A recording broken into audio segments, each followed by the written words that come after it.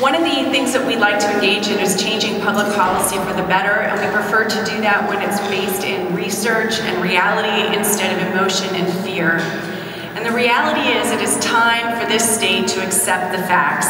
It is normal, it is expected that victims of sexual assault are going to keep what has been done to them a secret for years, even decades.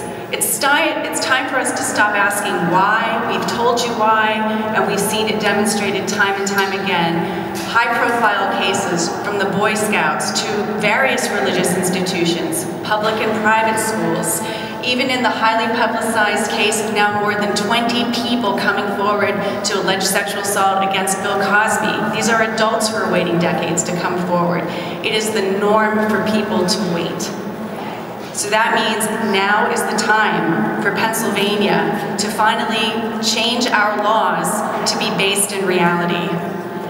I've had more than 100 people, hundreds of people disclose to me over the 25 years I've been working in this field, who realize that it's finally, there's somebody safe, somebody who won't judge them, somebody that it might be okay to tell the truth to. And what we find is not so much that people are seeking retribution.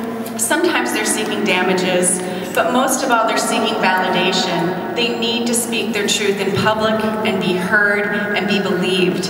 And it's time for us to extend the statute of limitations to meet the needs of those thousands of survivors in the Commonwealth who've been unable to do so all these years. This is in the best interest of public safety, because as we've seen, once one person comes forward, so many other people who were abused by that same person, the same perpetrator, realize that they weren't alone, and they are frequently emboldened to come forward as well. It's why I'm interviewed all the time about this issue, and I'm frequently asked, do you think there are other victims? And every single time I say yes. Because as we said, this is not something that people outgrow. It's not something that they decide that they don't like doing anymore. It's part of how people who sexually offend sort of build their lives. It's built into it until they're held accountable. So we need to create more opportunities to hold them accountable. The criminal justice system cannot be the only answer.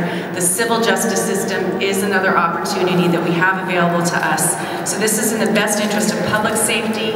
It's in the best interest of institutional accountability and social responsibility, that we allow victims the ability to report, to seek civil remedies, and to speak their truth publicly when they are ready.